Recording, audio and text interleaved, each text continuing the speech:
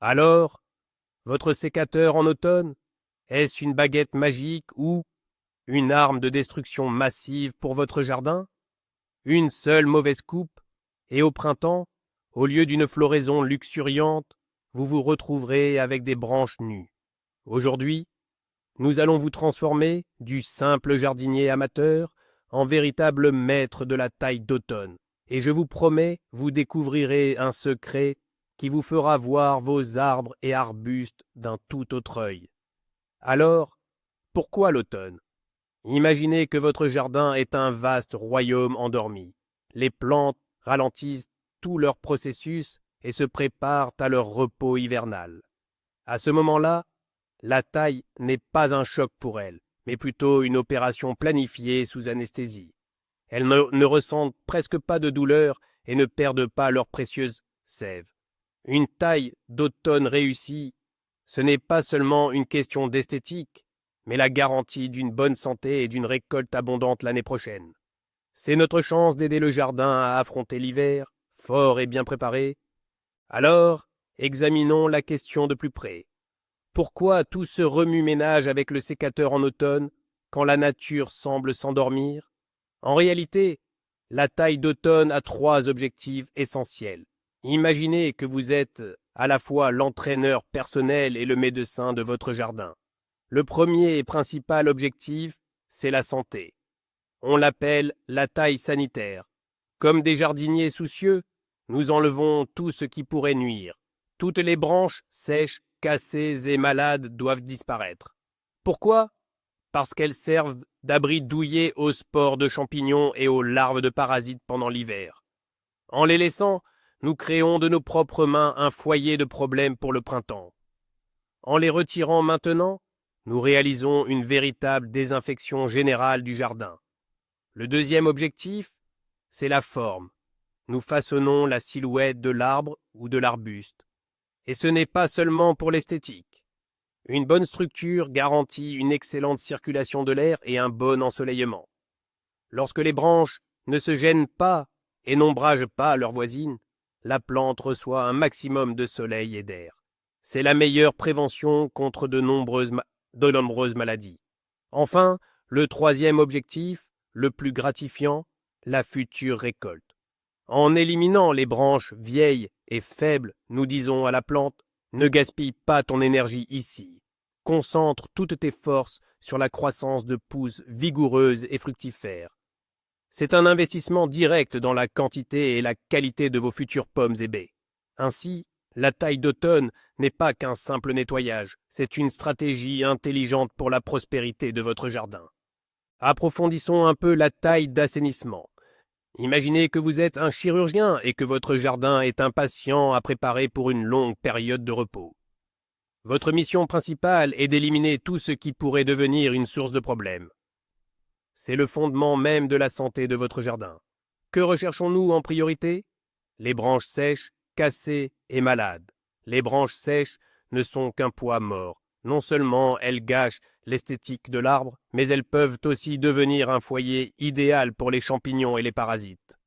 Elles sont faciles à identifier, elles sont cassantes, sans vie, ont souvent une teinte grisâtre et se brisent facilement avec un craquement caractéristique. Les branches cassées sont une porte ouverte aux infections. Le vent, la neige, le gel, tout cela peut aggraver les dégâts. Par la fente, l'humidité s'infiltre dans le tronc, gèle en hiver et déchire littéralement le bois de l'intérieur.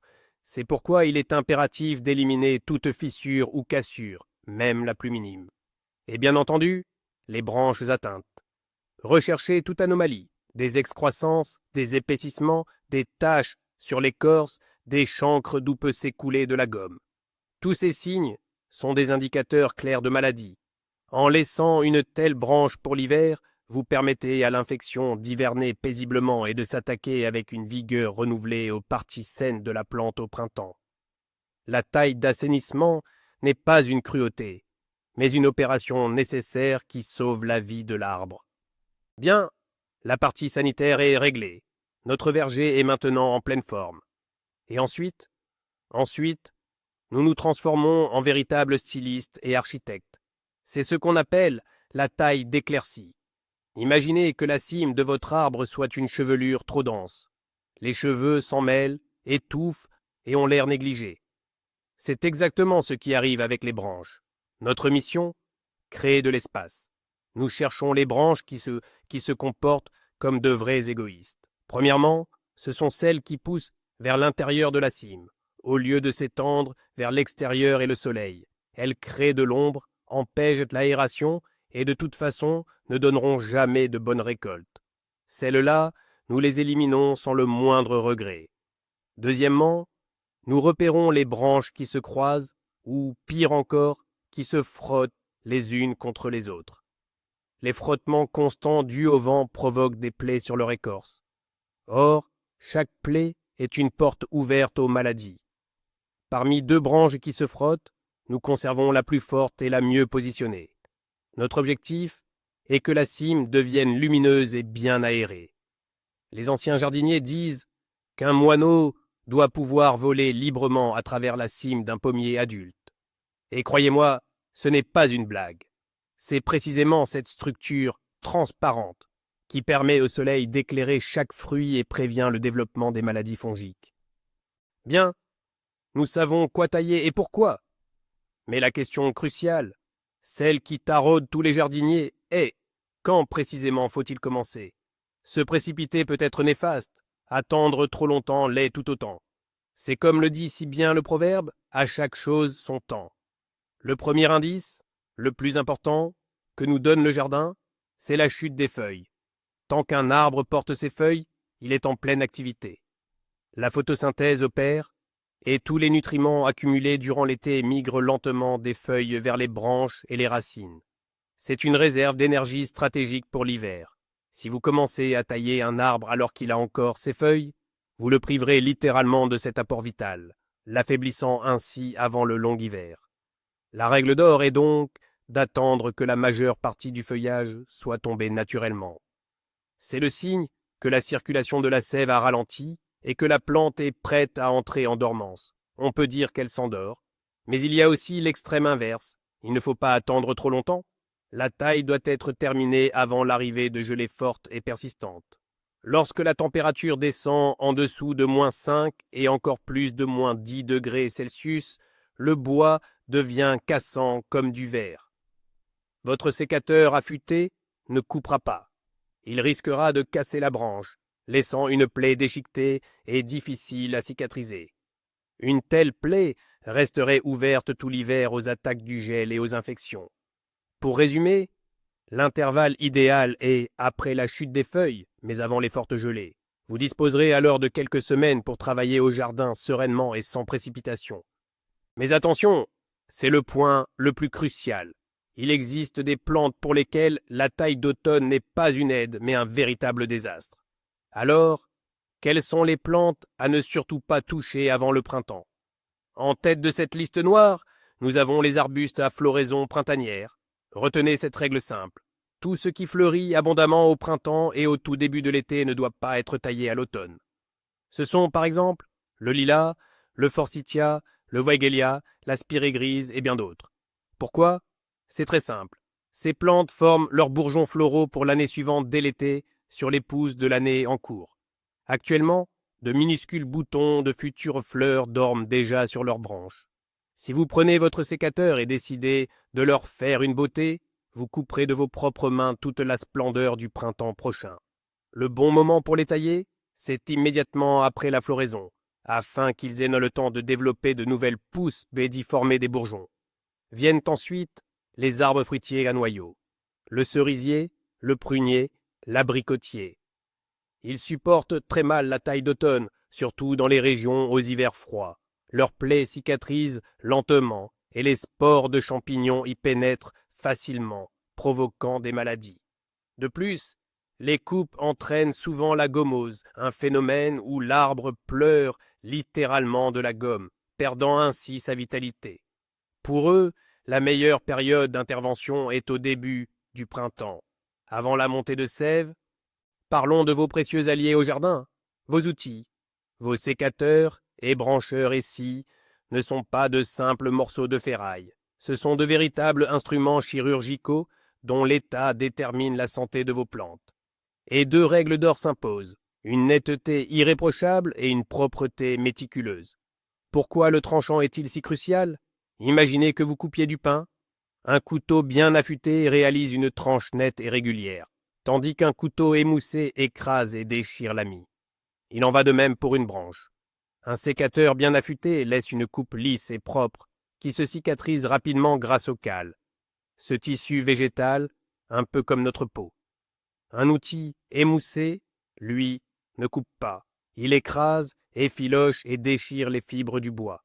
Il laisse derrière lui une blessure déchirée pleine de bavures. Une telle coupe mettra du temps à sécher, s'humidifiera et finira par pourrir, offrant ainsi une porte ouverte à toutes les infections et aux parasites.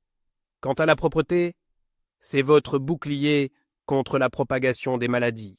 En passant d'un arbre à l'autre avec un outil sale, vous risquez de devenir un vecteur de contamination.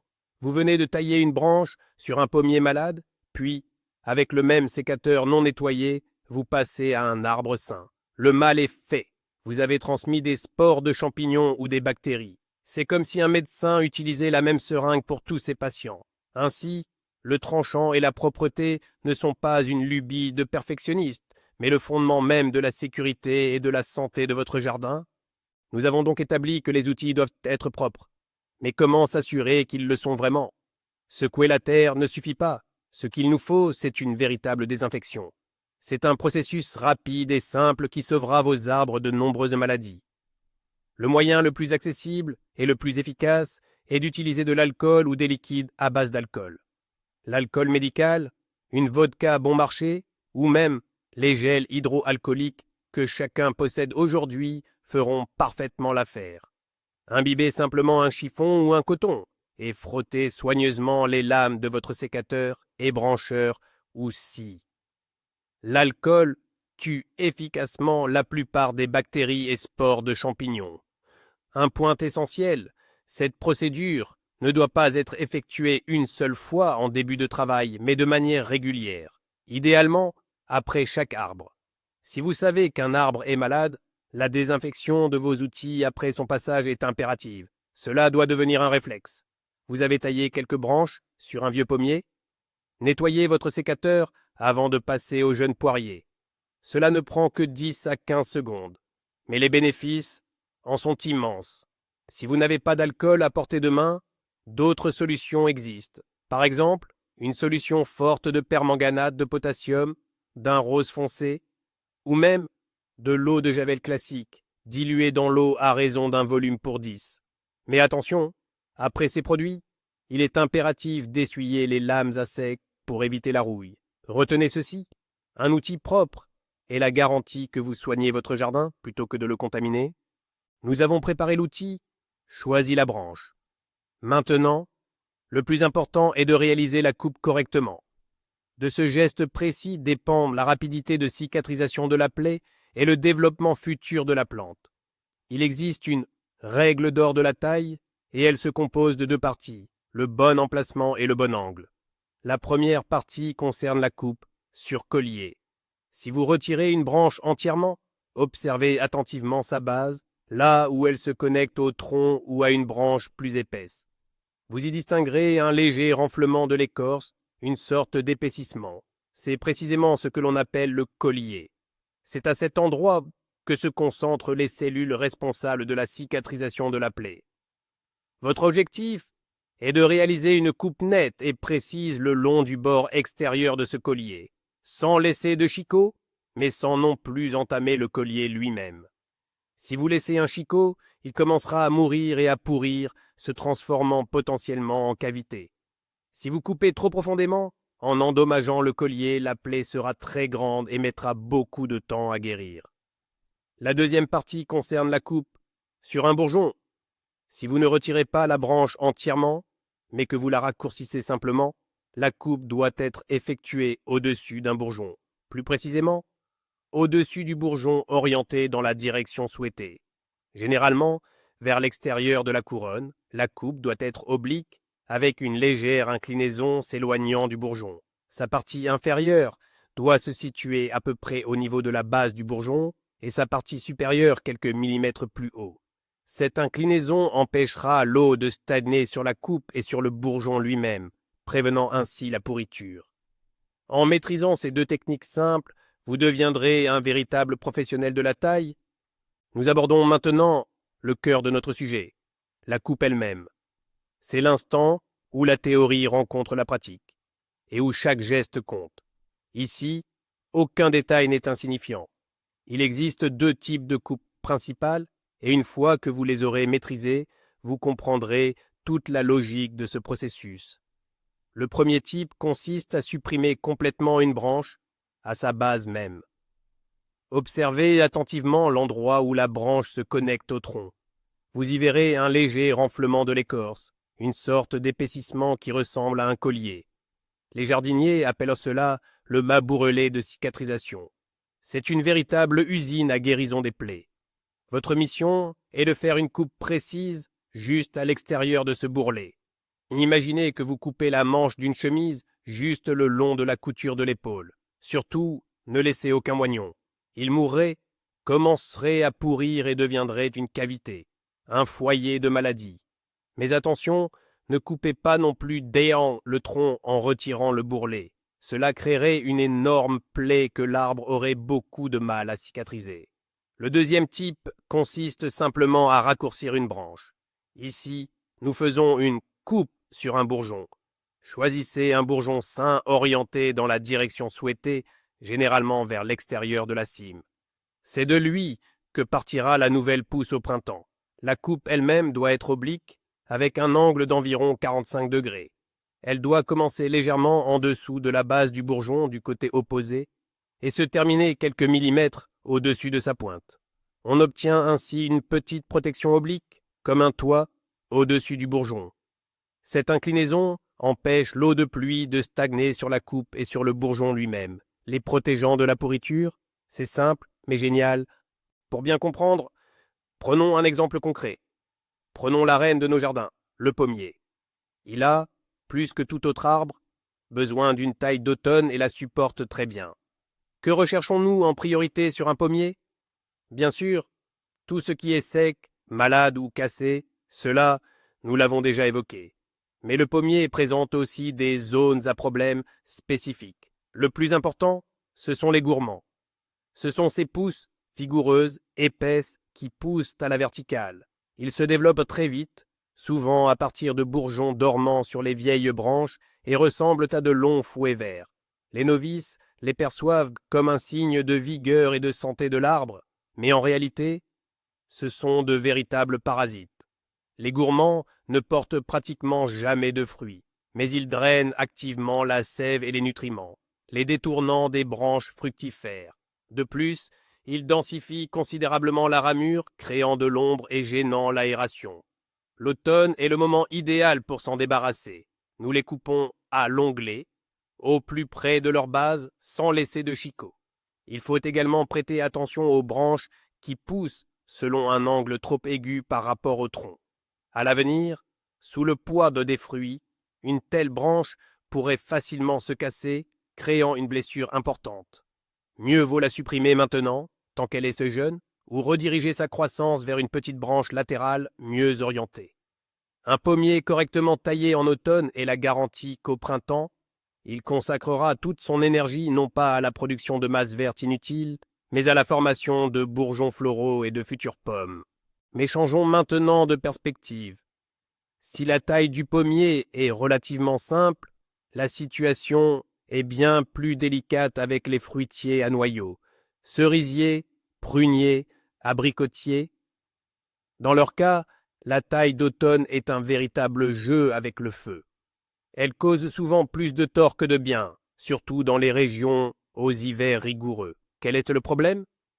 Les fruitiers à noyaux présentent une particularité fâcheuse. Ils sont très sensibles au gel et leurs plaies cicatrisent bien plus lentement que celles des pommiers ou des poiriers. Une taille pratiquée en automne est pour eux une blessure ouverte qui perdurera tout l'hiver. À travers elle, le bois s'assèche sous l'effet du gel. Au printemps, elle devient une porte d'entrée facile pour les spores de maladies fongiques, notamment la moniliose, si redoutable. De plus, les fruitiers à noyaux sont sujets à la gomose. Vous avez sûrement déjà remarqué sur les troncs des cerisiers et des pruniers ces gouttes de sève ambrées et figées. C'est une réaction de défense de l'arbre face à une agression. Et la taille d'automne provoque très souvent ce phénomène. Au lieu d'accumuler ses réserves pour l'hiver, l'arbre se met à cicatriser activement ses blessures, dépensant de précieuses substances nutritives. La règle générale pour les fruitiers à noyaux est donc la suivante. En automne, seule une taille sanitaire d'extrême urgence est tolérée. Si vous constatez une branche manifestement cassée ou malade, qui ne survivra de toute évidence pas à l'hiver, vous pouvez la supprimer avec précaution. En revanche, toute taille de formation ou de rajeunissement devrait être reportée au début du printemps, lorsque l'arbre est encore en dormance, mais que le risque de forte gelée est définitivement écarté. Laissons les arbres de côté un instant et descendons d'un cran. Passons aux arbustes à petits fruits. Ici, la taille d'automne n'est pas seulement souhaitable, elle est vitale. Prenons l'exemple des habitants les plus populaires de nos jardins, les cassissiers et les groseilliers. Pour eux, une taille automnale est la clé de leur jeunesse et de leur productivité. L'objectif primordial ici est de rajeunir constamment le pied. En effet, tant le cassissier que le groseillier produisent le gros de leur récolte sur des branches de 2, 3 et 4 ans. Les branches plus âgées deviennent peu productives, leurs baies rapetissent et elles ne font qu'épaissir le buisson et devenir un foyer de maladies. Comment les distinguer? Les vieilles branches sont beaucoup plus épaisses. Leur écorce est sombre, presque noire, craquelée et souvent couverte de lichen. Quant aux jeunes pousses, elles sont claires, lisses et souples. Notre objectif est d'éliminer chaque année 2 à 3 des branches les plus anciennes, directement à leur base, au ras du sol. N'ayez pas peur de les supprimer. Vous encouragez ainsi le buisson à émettre de nouvelles pousses vigoureuses, appelées rejets de souche, directement depuis la racine. Éliminez aussi toutes les brindilles faibles, trop fines, celles qui traînent au sol et celles qui poussent vers l'intérieur du buisson. Idéalement, un buisson de cassissier ou de groseillier adulte et bien formé devrait être composé de 12 à 15 branches d'âge différents. Cela assure une production constante et abondante pendant de longues années. La framboise, quant à elle, est une véritable aristocrate dans le monde des petits fruits, et elle demande une approche tout à fait particulière. Si vous tentez de la tailler de la même manière que les cassissiers, vous risquez de compromettre sérieusement votre récolte. L'essentiel à savoir sur la framboise, c'est que ces cannes n'ont qu'une durée de vie de 2 ans. La première année, la jeune canne pousse, se fortifie et passe l'hiver. La deuxième année, elle porte ses fruits, nous offrant toutes ces délicieuses baies, et c'est là que son cycle de vie s'achève. À l'automne, elle commence à se dessécher, et l'année suivante, elle ne produira plus aucune framboise. Elle ne ferait que rester là, occupant inutilement de l'espace, faisant de l'ombre aux jeunes pousses et servant de refuge aux parasites et aux maladies. C'est pourquoi notre tâche automnale, concernant les framboisiers non remontants, est extrêmement simple. Il s'agit de couper à ras le sol, sans laisser de souche, absolument toutes les cannes qui ont fructifié cette année. Comment les distinguer? Elles sont généralement plus foncées, ligneuses, sèches et cassantes. On peut souvent y apercevoir les restes des ramifications ayant porté des fruits. Les jeunes cannes, celles qui produiront l'an prochain, sont d'un vert vif ou d'un brun clair, souple et lisse. Une fois les vieilles cannes éliminées, nous éclaircissons les jeunes pousses en ne conservant que les 8 à 10 plus vigoureuses par mètre linéaire. Cela leur assurera suffisamment de lumière et de nutriments pour bien se développer. Avec les framboisiers remontants, c'est encore plus simple. Si vous visez une unique, mais très abondante récolte automnale, il suffit de rabattre toutes les cannes au niveau du sol, tard en automne. Évoquons à présent la reine du jardin, la rose. Sa taille automnale est entourée de tant de mythes et de débats qu'un jardinier débutant pourrait facilement s'y perdre. Le mythe principal affirme, pour qu'un rosier passe bien l'hiver, il faut le tailler très court, presque au ras du sol. C'est l'une des idées reçues les plus dangereuses. En réalité, l'intensité de la taille automnale d'un rosier dépend de deux facteurs principaux, de son espèce et du type de protection hivernale que vous prévoyez. Une taille trop sévère et trop courte peut affaiblir le buisson et même, si l'automne est doux et prolongé, stimuler la pousse de nouveaux bourgeons. Ces bourgeons périront alors dès les premières gelées. C'est pourquoi la règle générale est la suivante. La taille automnale des rosiers est avant tout de nature sanitaire. On supprime toutes les pousses non lignifiées, tendres et rougeâtres. Elles ne passeront de toute façon pas l'hiver et risquent de pourrir sous la protection, devenant un foyer d'infection. On retire également toutes les feuilles, les branches malades, chétives ou celles qui poussent vers l'intérieur du buisson. Quant à la taille principale, celle de formation, elle se fait en fonction de la hauteur de votre protection hivernale. Si vous optez pour un paillage ou un buttage avec des branchages, il suffit de raccourcir les tiges à une hauteur de 40 à 50 cm. Si vous avez une protection de type châssis ou une structure rigide, vous pouvez laisser plus de longueur. L'objectif principal de la taille automnale des rosiers n'est pas de former le buisson pour l'avenir, mais de le préparer à un hivernage confortable en supprimant tout élément superflu susceptible de gêner ou de pourrir sous la protection. La véritable taille de mise en forme ou taille de beauté, quant à elle, sera effectuée au printemps. Passons maintenant aux arbustes d'ornement.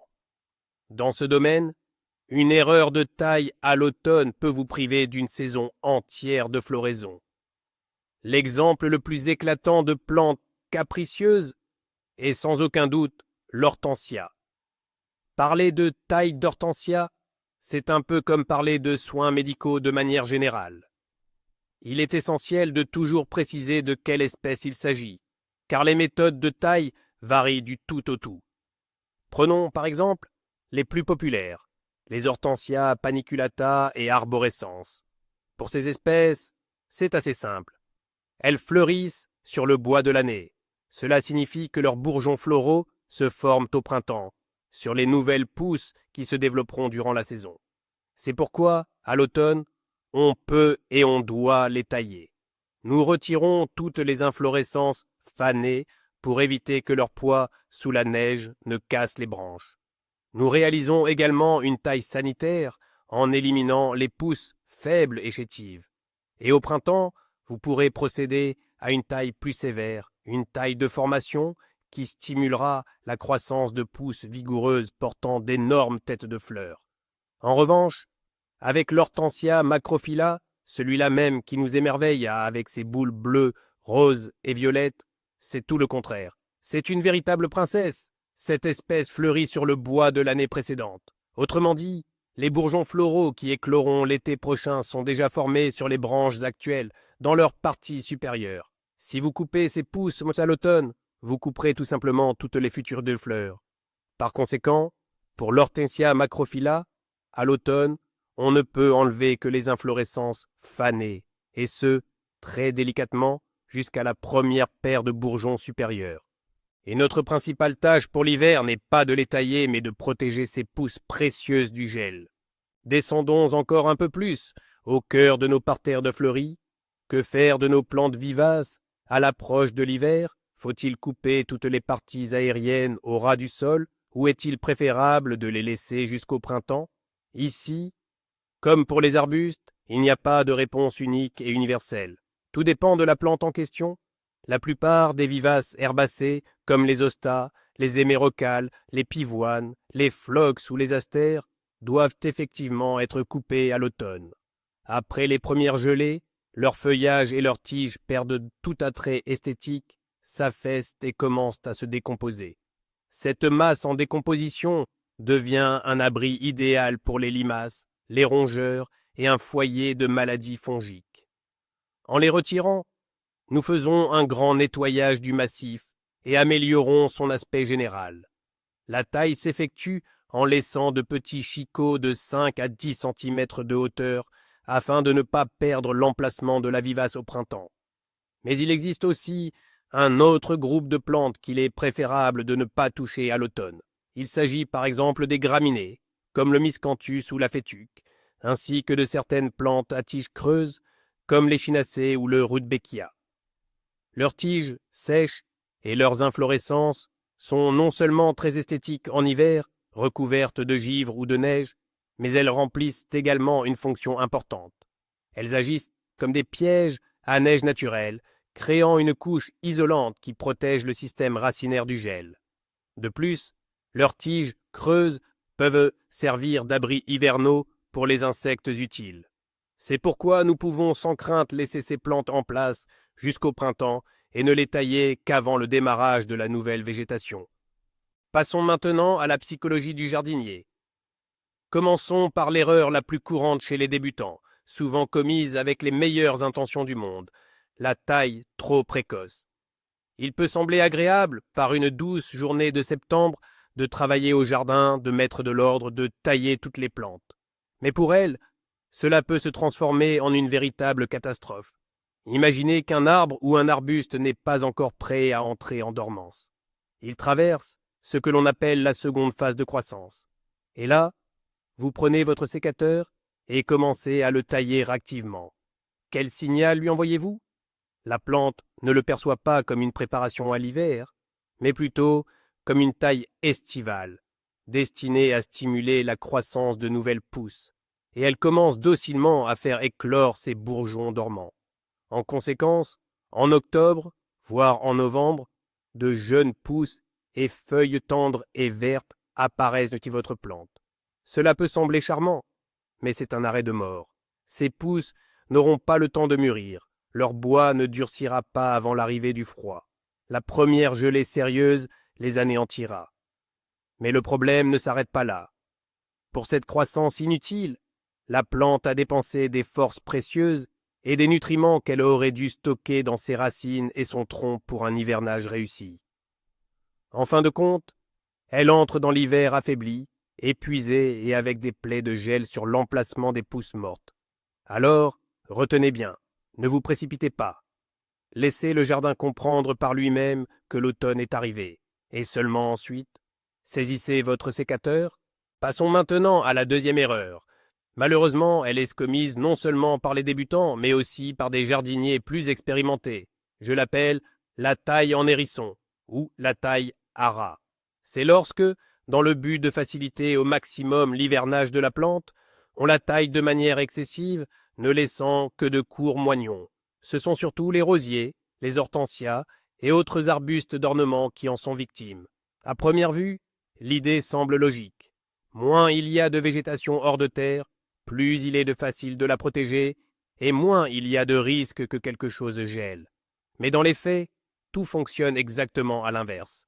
Premièrement, une taille aussi radicale est un immense stress pour la plante. Elle perd une grande partie des nutriments accumulés dans ses rameaux. Ensuite, et surtout, il ne reste que très peu de bourgeons vivants et sains sur ses courts moignons. Pourtant, c'est d'eux que la croissance doit reprendre au printemps. Si l'hiver est rude, avec des périodes de dégel suivies de froids intenses, ces quelques bourgeons restants peuvent facilement périr. Et au printemps, la plante n'aura tout simplement plus de quoi se régénérer. Elle mourra purement et simplement, ou alors elle repoussera très lentement et faiblement à partir du collet. Retenez donc ceci, la taille d'automne n'est pas une élimination totale, mais une simple correction modérée. Laissez toujours une hauteur de tige suffisante, avec une bonne réserve de bourgeons viables. Mieux vaut éliminer au printemps ce qui a gelé que de couper à l'automne ce qui aurait pu survivre et offrir une belle croissance. Alors, nous avons réalisé une belle coupe, nette et propre. Mais faut-il pour autant la recouvrir de quelque chose? Le débat autour du mastic à greffer et des autres produits de protection des plaies d'arbres est tout aussi vif que celui de la taille elle-même. Certains disent qu'il est absolument essentiel d'en appliquer, d'autres estiment que c'est une pratique dépassée, voire néfaste. La vérité, comme souvent, se trouve quelque part au milieu. Voyons cela de plus près. À quoi sert réellement un baume ou un mastic? Son objectif principal est de protéger la plaie ouverte du dessèchement, de l'humidité et de l'intrusion de micro-organismes pathogènes. Mais il y a des nuances importantes. Si vous avez coupé une petite branche fine d'un diamètre inférieur à 1 ou 2 cm, un arbre sain se débrouillera parfaitement seul. Sa petite plaie cicatrisera très rapidement et aucun produit de protection ne sera nécessaire. Mieux encore, une couche épaisse de mastic sur une petite coupe peut même créer un effet de serre et paradoxalement provoquer la pourriture. En revanche, si vous avez coupé une branche épaisse et que le diamètre de la coupe dépasse la taille d'une pièce de 2 euros, là, une protection est indispensable. Une coupe aussi large mettra beaucoup de temps à cicatriser et doit impérativement être protégée. Mais avec quoi? Le mastic à greffer classique n'est pas toujours le meilleur choix, surtout en automne. Par temps froid, il durcit, se fissure et adhère mal à la surface. Il est bien préférable d'utiliser des baumes ou pâtes modernes contenant des fongicides. Ceux-ci ne se contentent pas de fermer mécaniquement la plaie, ils la désinfectent également. Ils sont élastiques, ne se fissurent pas par temps de gel et adhèrent parfaitement. L'application doit se faire en couche mince, immédiatement après la coupe, sur une surface sèche. C'est un peu comme appliquer un pansement sur une grande blessure, un geste simple qui peut éviter de bien plus gros problèmes à l'avenir. Ça y est, la taille est terminée. Devant nous, une véritable montagne de branches coupées. Et invariablement, la même question se pose. Qu'allons-nous en faire? La première idée, la plus simple et la plus évidente, est souvent de tout brûler au grand air. C'est certes un moyen rapide et efficace de se débarrasser de ces déchets végétaux, surtout si les branches présentaient des signes de maladie ou étaient infestées de parasites. Le feu, c'est vrai, détruit spores de champignons et larves indésirables. Mais attention, ne vous précipitez pas à tout envoyer au bûcher. Les branches saines sont en réalité une ressource précieuse pour votre jardin. Si vous possédez un broyeur de végétaux, vous êtes un véritable privilégié. En passant les branches dedans, vous obtiendrez un excellent paillis. Ce paillis est idéal pour protéger vos fraisiers pendant l'hiver, pailler le pied de vos arbres fruitiers ou vos massifs de vivaces. Il agira comme une couverture protégeant le sol du gel et du dessèchement. Avec le temps, il se décomposera et enrichira votre terre en précieuse matière organique.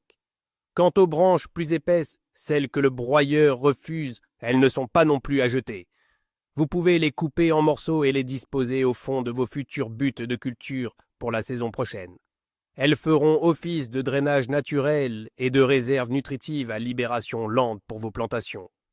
Et les jardiniers, les plus inventifs et les plus soucieux de l'esthétique, transforment les plus jolies branches en tuteurs pour plantes grimpantes ou en éléments décoratifs pour sublimer le jardin. Alors, avant d'allumer un feu, prenez un instant pour y réfléchir. Cette montagne de branchage n'est peut-être pas un simple déchet, mais plutôt une ressource précieuse, capable d'offrir encore de nombreux services à votre jardin. Voici le tournant décisif, celui qui change tout. Beaucoup pensent que l'objectif principal de la taille est de retirer quelque chose, l'excédent, le vieux, le malade. Mais en réalité, le secret fondamental de la taille d'automne ne réside pas dans ce que vous coupez, mais dans la raison pour laquelle vous le faites. Vous ne faites pas qu'enlever une branche, vous redirigez l'énergie de la plante. Chaque coupe est une instruction donnée à l'arbre ou à l'arbuste. Ne gaspille plus tes forces ici. Oriente plutôt toute ta puissance vers ce bourgeon au printemps. Vous ne devenez plus un bourreau, mais un chef d'orchestre qui gère la croissance future, la floraison et la fructification.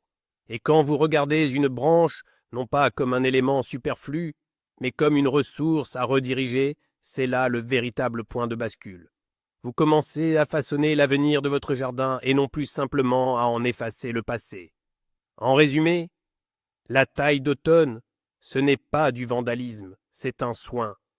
C'est votre dialogue avec le jardin qui l'aidera à passer l'hiver et à accueillir le printemps plein de vigueur.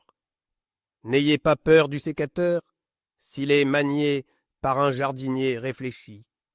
Merci d'avoir regardé cette vidéo jusqu'au bout. Si vous avez appris quelque chose de nouveau et d'utile, n'oubliez pas de mettre un pouce bleu et de vous abonner à notre chaîne pour ne pas manquer nos prochaines publications. Et maintenant, une question pour vous. Quelles sont les plantes que vous craignez le plus de tailler en automne et pourquoi? Écrivez-nous en commentaire. Discutons ensemble de vos plus grandes peurs de jardinier.